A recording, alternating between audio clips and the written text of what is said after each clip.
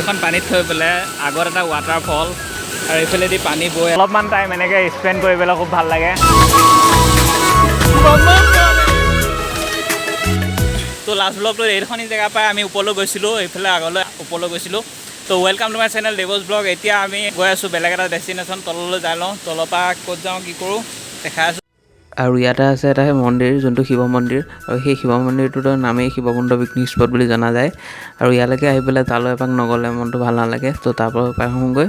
আৰু শিৱকুণ্ডলৈকে আহি পেলাই ইয়ালৈ যদি নাহে তেনেহ'লে অলপ মনটো বেয়া লাগে অকণ আহিলোঁ এনেই চালোঁ তাতে ভিডিঅ' চিডিঅ' ইমান নকৰোঁ তেতিয়া আগত যাওঁ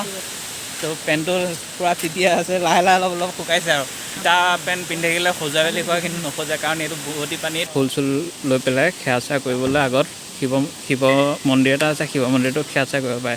আৰু বৰ্তমান আমি পালোহি তো লাষ্ট টাইম ভিডিঅ'টো দেখিছিলে আমি গৈছিলোঁ ওপৰলৈ আৰু ধুনীয়া এটা ৱাটাৰফল আছিলে ৱাটাৰফলটোত আমি ধুনীয়াকৈ ফূৰ্তি চূৰ্তি কৰি পেলাই আহিলোঁগৈ আৰু এতিয়া ইয়াতে ৰখিছোঁ আৰু এইটো মই কৈছোঁ ইয়াতে আপোনাৰ থালি চালি লৈ পেলাই ইয়াতে সেৱা কৰিব পাৰে শিৱ মন্দিৰ এটা আছে তাতে আৰু এইটোৱে হৈছে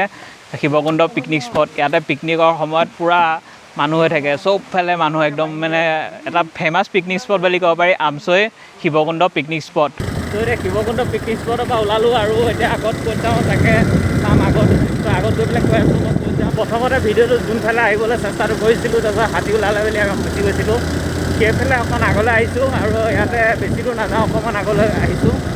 তাতে ৰখি পেলাই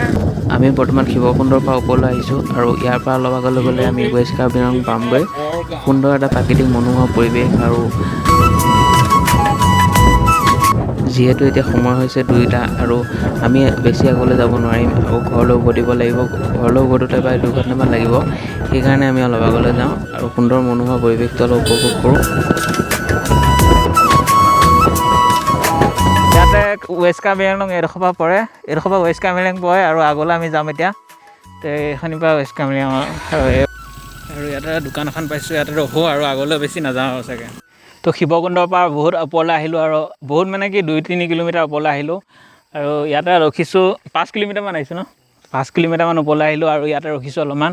ইয়াৰ পৰা আগলৈ আৰু নাযাওঁ চাগে কাৰণ এতিয়া বাজিছে 2:30মান বাজিলে সেইকাৰণে আকৌ ঘৰ যাওঁতে প্ৰায় 2 ঘণ্টামান লাগিব চাগে সেইকাৰণে বেছি আগলৈ নাযাওঁ আৰু ইয়াতে ৰখি আছোঁ ধুনীয়াকৈ সেই কাৰ্বি ল'ৰা ছোৱালী কেইটামান ইয়াতে খেলি কৰি আছে ধুনীয়া প্লেচ আৰু এইফালে মই বিহুটো দেখাওঁ আপোনালোকক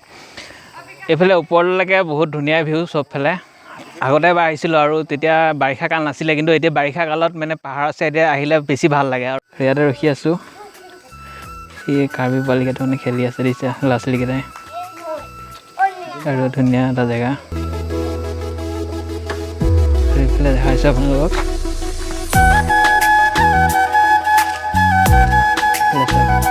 পাহাৰ পুৰা পাহাৰ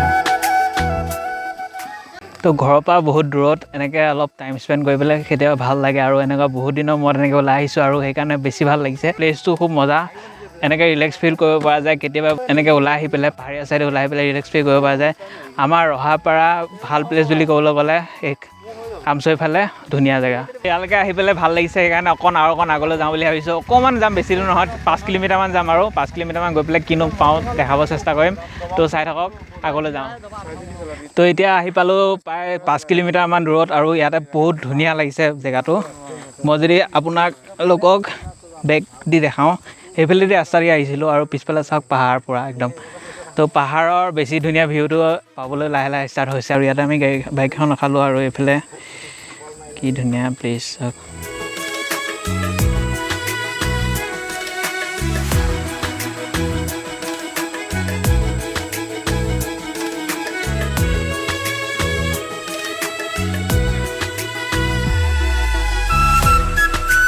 আৰু এইফালৰ পৰা আহিছিলোঁ আমি বেকফালে ভিউটো দেখিছে তো ইয়াৰ পৰা আৰু আগলৈ নাযাওঁ বুলি ভাবিছোঁ সিহঁতি মানে নাযাওঁ বুলি কৈছে কাৰণ এতিয়া বাজিছে 3টা তো ইয়াতে বেছি টাইম নৰখোঁ আৰু এইফালে যামগৈ আৰু আগলৈ যাব পাৰি ৱেষ্ট কাৰ্বিআংলং ফালে তো এতিয়া ষ্টাৰ্ট অফ কৰি দিলোঁ একদম ধুনীয়াকৈ গৈ আছে নিউ দিল্লীত ধুনীয়াকৈ গৈ আছে কণ্ট্ৰলটো কৰিব লাগিব খালি আৰু 26মান পালেগৈ মিটাৰ দেখিছে 26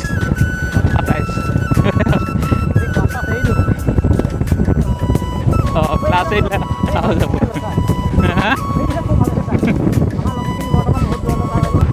আৰু এতিয়া আমি পুৰা ষ্টাৰ্ট অফ কৰি দিলোঁ আৰু বাইকখনৰ স্পীড কমে 30-40লৈকে গুচি গৈছে।